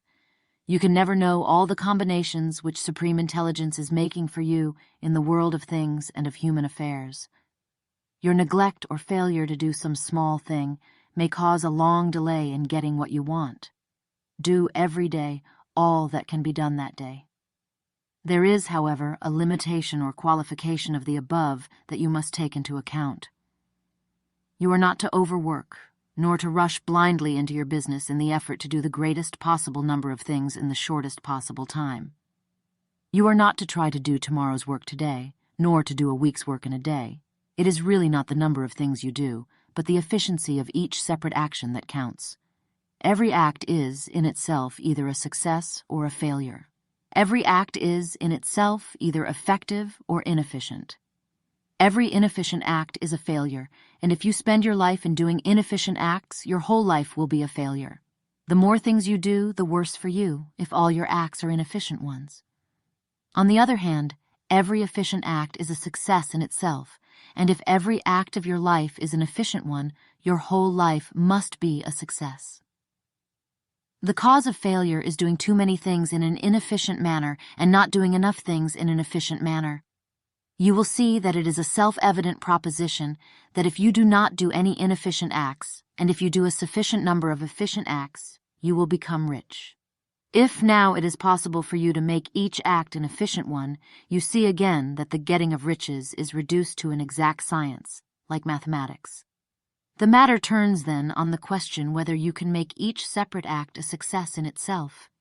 And this you can certainly do. You can make each act a success because all power is working with you, and all power cannot fail. Power is at your service, and to make each act efficient you have only to put power into it. Every action is either strong or weak, and when everyone is strong, you are acting in the certain way which will make you rich. Every act can be made strong and efficient by holding your vision while you are doing it, and putting the whole power of your faith and purpose into it. It is at this point that the people fail who separate mental power from personal action. They use the power of mind in one place and at one time, and they act in another place and at another time. So their acts are not successful in themselves. Too many of them are inefficient. But if all power goes into every act, no matter how commonplace, every act will be a success in itself. And as in the nature of things, every success opens the way to other successes, your progress toward what you want, and the progress of what you want toward you, will become increasingly rapid. Remember that successful action is cumulative in its results. Since the desire for more life is inherent in all things, when a man begins to move toward larger life, more things attach themselves to him, and the influence of his desire is multiplied. Do every day all that you can do that day, and do each act in an efficient manner. In saying that you must hold your vision while you are doing each act, however trivial or commonplace, I do not mean to say that it is necessary at all times to see the vision distinctly to its smallest details. It should be the work of your leisure hours to use your imagination on the details of your vision and to contemplate them until they are firmly fixed upon your memory. If you wish speedy results, spend practically all your spare time in this practice. By continuous contemplation, you will get the picture of what you want, even to the smallest details, so firmly fixed upon your mind and so completely transferred to the mind of formless substance that in your working hours you need only to mentally refer to the picture to stimulate your faith and purpose and cause your best effort to be put forth. Contemplate your picture in your leisure hours until your consciousness is so full of it that you can grasp it instantly. You will become so enthused with its bright promises that the mere thought of it will call forth the strongest energies of your whole being. Let us again repeat our syllabus, and by slightly changing the closing statements, bring it to the point we have now reached. There is a thinking stuff from which all things are made, and which, in its original state, permeates, penetrates, and fills the interspaces of the universe. A thought, in this substance, produces the thing that is imaged by the thought. Man can form things in his thought, and by impressing his thought upon formless substance, can cause the thing he thinks about to be created. In order to do this, man must pass from the competitive to the creative mind. He must form a clear mental picture of the things he wants, and do, with faith and purpose, all that can be done each day, doing each separate thing in an efficient manner. Chapter 13. Getting into the right business. Success in any particular business depends for one thing upon your possessing in a well-developed state the faculties required in that business. Without good musical faculty, no one can succeed as a teacher of music. Without well-developed mechanical faculties, no one can achieve great success in any of the mechanical trades. Without tact and the commercial faculties, no one can succeed in mercantile pursuits. But to possess in a well-developed state the faculties required in your particular vocation does not ensure getting rich. There are musicians who have remarkable talent and who yet remain poor. There are blacksmiths, carpenters, and so on who have excellent mechanical ability, but who do not get rich. And there are merchants with good faculties for dealing with men who nevertheless fail. The different faculties are tools. It is essential to have good tools, but it is also essential that the tools should be used in the right way. One man can take a sharp saw, a square, a good plane, and so on, and build a handsome article of furniture. Another man can take the same tools and set to work to duplicate the article, but his production will be a botch. He does not know how to use good tools in a successful way. The various faculties of your mind are the tools with which you must do the work which is to make you rich. It will be easier for you to succeed if you get into a business for which you are well equipped with mental tools. Generally speaking, you will do best in that business which will use your strongest faculties, the one for which you are naturally best fitted. But there are limitations to this statement also. No man should regard his vocation as being irrevocably fixed by the tendencies with which he was born. You can get rich in any business, for if you have not the right talent for it, you can develop that talent.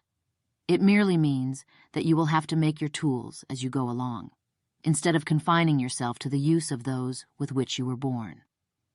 It will be easier for you to succeed in a vocation for which you already have the talents in a well-developed state.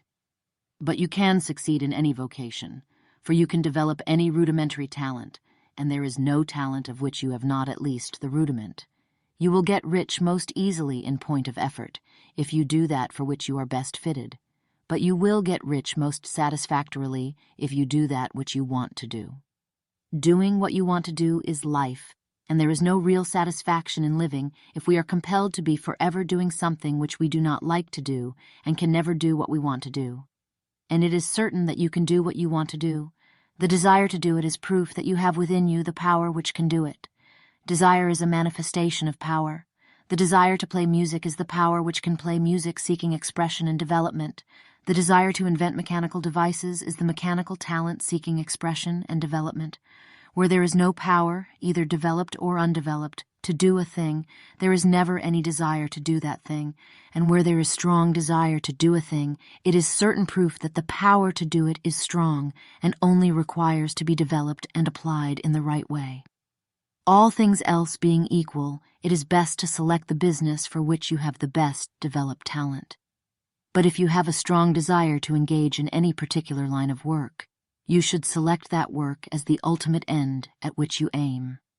You can do what you want to do, and it is your right and privilege to follow the business or avocation which will be most congenial and pleasant.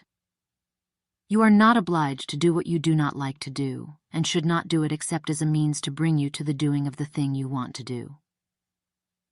If there are past mistakes whose consequences have placed you in an undesirable business or environment, you may be obliged for some time to do what you do not like to do, but you can make the doing of it pleasant by knowing that it is making it possible for you to come to the doing of what you want to do.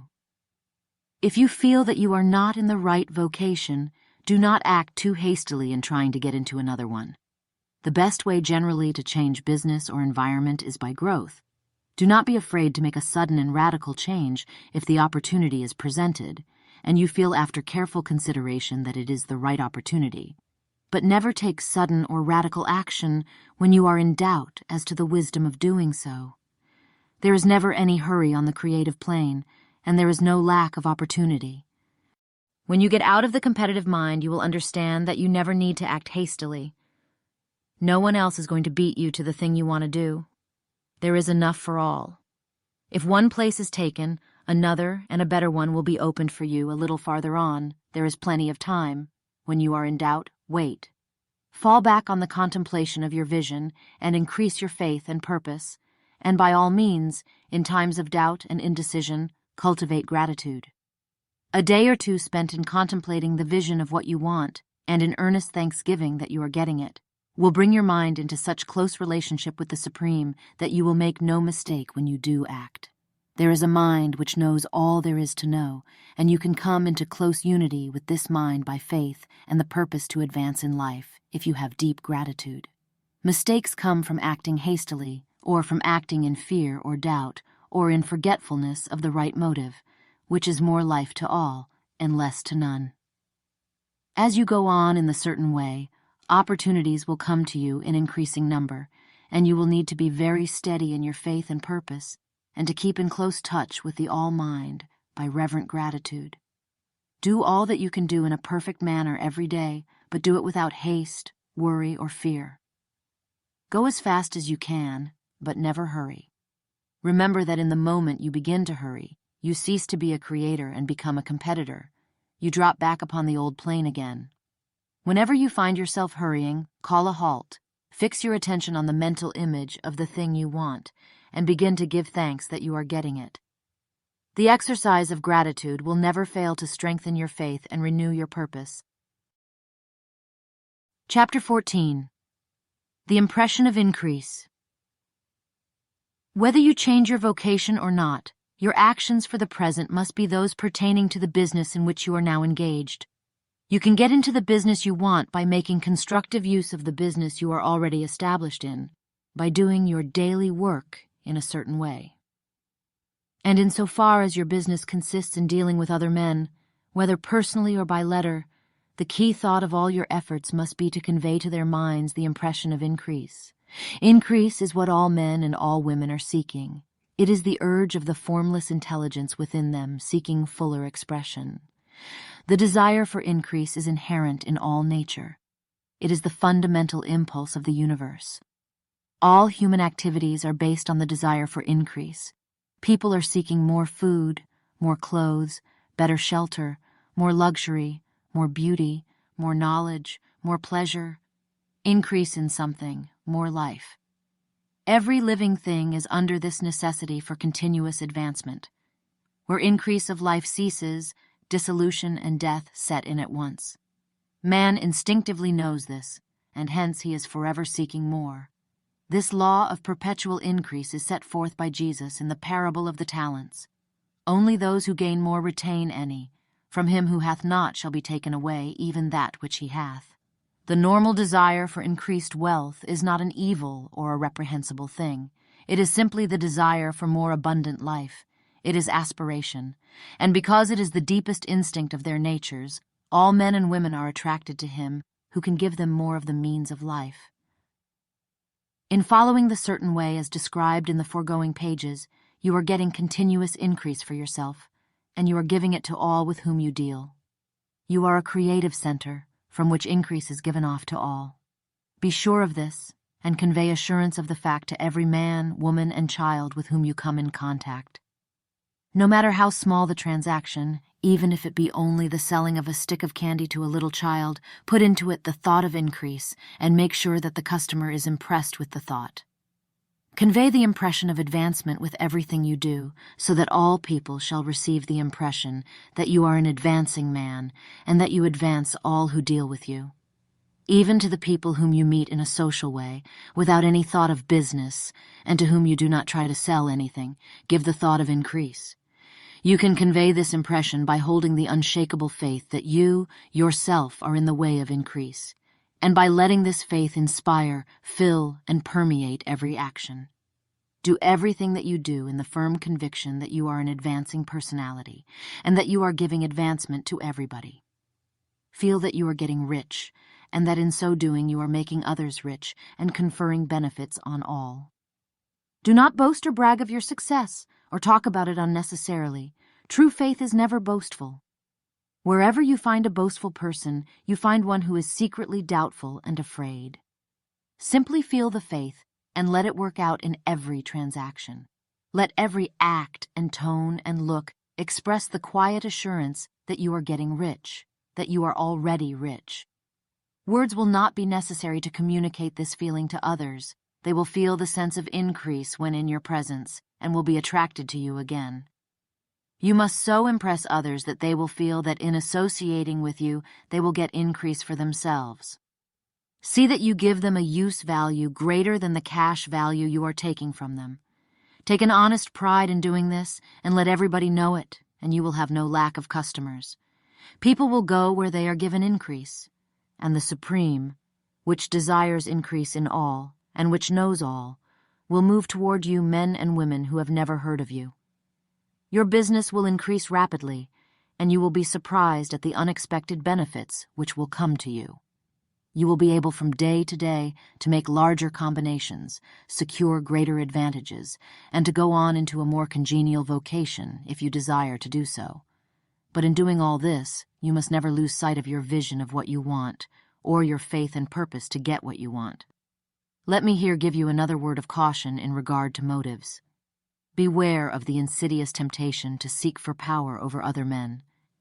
Nothing is so pleasant to the unformed or partially developed mind as the exercise of power or dominion over others. The desire to rule for selfish gratification has been the curse of the world. For countless ages, kings and lords have drenched the earth with blood in their battles to extend their dominions. This not to seek more life for all, but to get more power for themselves. Today, the main motive in the business and industrial world is the same. Men marshal their armies of dollars and lay waste the lives and hearts of millions in the same mad scramble for power over others. Commercial kings, like political kings, are inspired by the lust for power. Jesus saw in this desire for mastery the moving impulse of that evil world he sought to overthrow. Read the 23rd chapter of Matthew and see how he pictures the lust of the Pharisees to be called master, to sit in the high places, to domineer over others, and to lay burdens on the backs of the less fortunate.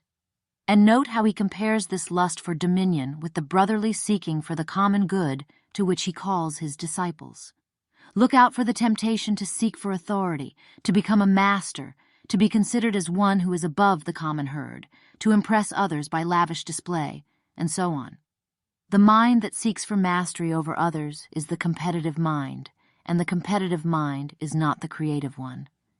In order to master your environment and your destiny, it is not at all necessary that you should rule over your fellow men. And indeed, when you fall into the world's struggle for the high places, you begin to be conquered by fate and environment, and your getting rich becomes a matter of chance and speculation. Beware of the competitive mind. No better statement of the principle of creative action can be formulated than the favorite declaration of the late Golden Rule Jones of Toledo. What I want for myself, I want for everybody. Chapter 15. The Advancing Man. What I have said in the last chapter applies as well to the professional man and the wage earner as to the man who is engaged in mercantile business. No matter whether you are a physician, a teacher, or a clergyman, if you can give increase of life to others and make them sensible of the fact, they will be attracted to you, and you will get rich. The physician who holds the vision of himself as a great and successful healer, and who works toward the complete realization of that vision with faith and purpose, as described in former chapters, will come into such close touch with the source of life that he will be phenomenally successful. Patients will come to him in throngs. No one has a greater opportunity to carry into effect the teachings of this book than the practitioner of medicine. It does not matter to which of the various schools he may belong, for the principle of healing is common to all of them and may be reached by all alike. The advancing man in medicine, who holds to a clear mental image of himself as successful, and who obeys the laws of faith, purpose, and gratitude, will cure every curable case he undertakes, no matter what remedies he may use. In the field of religion, the world cries out for the clergyman who can teach his hearers the true science of abundant life. He who masters the details of the science of getting rich together with the allied sciences of being well, of being great, and of winning love, and who teaches these details from the pulpit, will never lack for a congregation. This is the gospel that the world needs. It will give increase of life, and men will hear it gladly, and will give liberal support to the man who brings it to them. What is now needed is a demonstration of the science of life from the pulpit. We want preachers who can not only tell us how, but who in their own persons will show us how. We need the preacher who will himself be rich, healthy, great, and beloved to teach us how to attain to these things. And when he comes, he will find a numerous and loyal following. The same is true of the teacher who can inspire the children with the faith and purpose of the advancing life. He will never be out of a job. And any teacher who has this faith and purpose can give it to his pupils. He cannot help giving it to them if it is part of his own life and practice. What is true of the teacher, preacher, and physician is true of the lawyer, dentist, real estate man, insurance agent, of everybody. The combined mental and personal action I have described is infallible. It cannot fail. Every man and woman who follows these instructions steadily, perseveringly, and to the letter will get rich. The law of the increase of life is as mathematically certain in its operation as the law of gravitation. Getting rich is an exact science. The wage earner will find this as true of his case as of any of the others mentioned.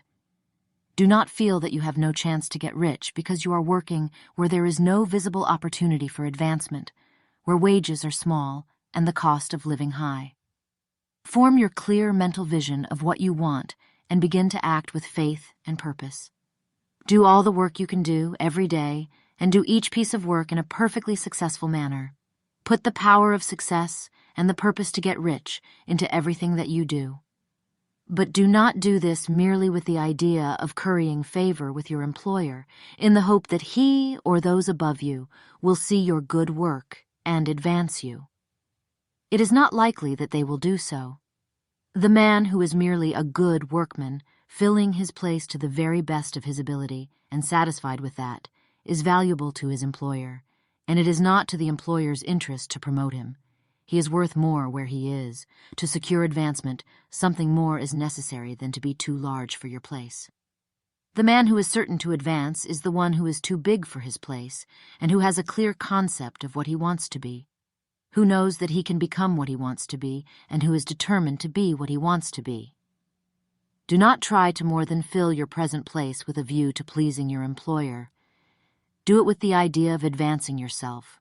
Hold the faith and purpose of increase during work hours, after work hours, and before work hours. Hold it in such a way that every person who comes in contact with you, whether foreman, fellow workman, or social acquaintance, will feel the power of purpose radiating from you, so that everyone will get the sense of advancement and increase from you.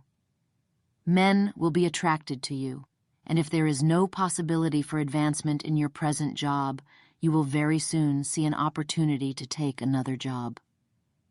There is a power which never fails to present opportunity to the advancing man who is moving in obedience to law. God cannot help helping you if you act in a certain way. He must do so in order to help himself. There is nothing in your circumstances or in the industrial situation that can keep you down. If you cannot get rich working for the Steel Trust, you can get rich on a 10-acre farm, and if you begin to move in the certain way, you will certainly escape from the clutches of the Steel Trust and get onto the farm or wherever else you wish to be. If a few thousands of its employees would enter upon the certain way, the Steel Trust would soon be in a bad plight. It would have to give its working men more opportunity or go out of business. Nobody has to work for a trust. The trusts can keep men in so-called hopeless conditions only so long as there are men who are too ignorant to know of the science of getting rich, or too intellectually slothful to practice it.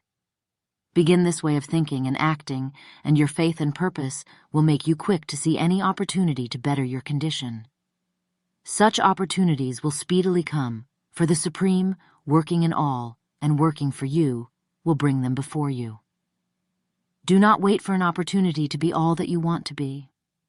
When an opportunity to be more than you are now is presented and you feel impelled toward it, take it. It will be the first step toward a greater opportunity. There is no such thing possible in this universe as a lack of opportunities for the man who is living the advancing life. It is inherent in the constitution of the cosmos that all things shall be for him and work together for his good. And he must certainly get rich if he acts and thinks in the certain way. So let wage-earning men and women study this book with great care and enter with confidence upon the course of action it prescribes. It will not fail. Chapter 16. Some Cautions and Concluding Observations. Many people will scoff at the idea that there is an exact science of getting rich. Holding the impression that the supply of wealth is limited, they will insist that social and governmental institutions must be changed before even any considerable number of people can acquire a competence. But this is not true. It is true that existing governments keep the masses in poverty, but this is because the masses do not think and act in the certain way. If the masses begin to move forward as suggested in this book, neither governments nor industrial systems can check them. All systems must be modified to accommodate the forward movement. If the people have the advancing mind, have the faith that they can become rich, and move forward with the fixed purpose to become rich, nothing can possibly keep them in poverty. Individuals may enter upon the certain way at any time and under any government and make themselves rich, and when any considerable number of individuals do so under any government, they will cause the system to be so modified as to open the way for others. The more men who get rich on the competitive plane, the worse for others. The more who get rich on the creative plane, the better for others. The economic salvation of the masses can only be accomplished by getting a large number of people to practice the scientific method set down in this book and become rich. These will show others the way and inspire them with a desire for real life, with the faith that it can be attained, and with the purpose to attain it. For the present, however, it is enough to know that neither the government under which you live nor the capitalistic or competitive system of industry can keep you from getting rich. When you enter upon the creative plane of thought, you will rise above all these things and become a citizen of another kingdom. But remember that your thought must be held upon the creative plane. You are never for an instant to be betrayed into regarding the supply as limited or into acting on the moral level of competition. Whenever you do fall into old ways of thought, correct yourself instantly, for when you are in the competitive mind, you have lost the cooperation of the mind of the whole. Do not spend any time in planning as to how you will meet possible emergencies in the future, except as the necessary policies may affect your actions today. You are concerned with doing today's work in a perfectly successful manner, and not with emergencies which may arise tomorrow. You can attend to them as they come. Do not concern yourself with questions as to how you shall surmount obstacles which may loom upon your business horizon, unless you can see plainly that your course must be altered today in order to avoid them. No matter how tremendous an obstruction may appear at a distance, you will find that if you go on in the certain way it will disappear as you approach it, or that a way over, through, or around it will appear. No possible combination of circumstances can defeat a man or woman who is proceeding to get rich along strictly scientific lines. No man or woman who obeys the law can fail to get rich, any more than one can multiply 2 by 2 and fail to get 4. Give no anxious thought to possible disasters, obstacles, panics, or unfavorable combinations of circumstances. It is time enough to meet such things when they present themselves before you in the immediate present, and you will find that every difficulty carries with it the wherewithal for its overcoming. Guard your speech. Never speak of yourself, your affairs, or of anything else in a discouraged or discouraging way. Never admit the possibility of failure, or speak in a way that infers failure as a possibility. Never speak of the times as being hard, or of business conditions as being doubtful. Times may be hard, and business doubtful for those who are on the competitive plane, but they can never be so for you. You can create what you want, and you are above fear. When others are having hard times and poor business, you will find your greatest opportunities. Train yourself to think of and to look upon the world as a something which is becoming, which is growing, and to regard seeming evil as being only that which is undeveloped. Always speak in terms of advancement. To do otherwise is to deny your faith, and to deny your faith is to lose it. Never allow yourself to feel disappointed. You may expect to have a certain thing at a certain time and not get it at that time, and this will appear to you like failure. But if you hold to your faith, you will find that the failure is only apparent. Go on in the certain way, and if you do not receive that thing, you will receive something so much better that you will see that the seeming failure was really a great success. A student of this science had set his mind on making a certain business combination, which seemed to him at the time to be very desirable, and he worked for some weeks to bring it about. When the crucial time came, the thing failed in a perfectly inexplicable way. It was as if some unseen influence had been working secretly against him. He was not disappointed. On the contrary, he thanked God that his desire had been overruled, and went steadily on with a grateful mind. In a few weeks, an opportunity so much better came his way that he would not have made the first deal on any account, and he saw that a mind which knew more than he knew had prevented him from losing the greater good by entangling himself with the lesser. That is the way every seeming failure will work out for you if you keep your faith, hold to your purpose, have gratitude, and do every day all that can be done that day, doing each separate act in a successful manner. When you make a failure, it is because you have not asked for enough. Keep on, and a larger thing than you were seeking will certainly come to you. Remember this. You will not fail because you lack the necessary talent to do what you wish to do. If you go on as I have directed, you will develop all the talent that is necessary to the doing of your work. It is not within the scope of this book to deal with the science of cultivating talent, but it is as certain and simple as the process of getting rich. However, do not hesitate or waver for fear that when you come to any certain place you will fail for lack of ability. Keep right on, and when you come to that place, the ability will be furnished to you. The same source of ability which enabled the untaught Lincoln to do the greatest work in government ever accomplished by a single man is open to you. You may draw upon all the mind there is for wisdom to use in meeting the responsibilities which are laid upon you. Go on in full faith. Study this book. Make it your constant companion until you have mastered all the ideas contained in it. While you are getting firmly established in this faith, you will do well to give up most recreations and pleasures, and to stay away from places where ideas conflicting with these are advanced in lectures or sermons. Do not read pessimistic or conflicting literature or get into arguments upon the matter. Do very little reading outside of the writers mentioned in the preface. Spend most of your leisure time in contemplating your vision and in cultivating gratitude and in reading this book. It contains all you need to know of the science of getting rich, and you will find all the essentials summed up in the following chapter. Chapter 17. Summary of the Science of Getting Rich. There is a thinking stuff from which all things are made, and which, in its original state, permeates, penetrates, and fills the interspaces of the universe. A thought in this substance produces the thing that is imaged by the thought. Man can form things in his thought, and by impressing his thought upon formless substance, can cause the thing he thinks about to be created.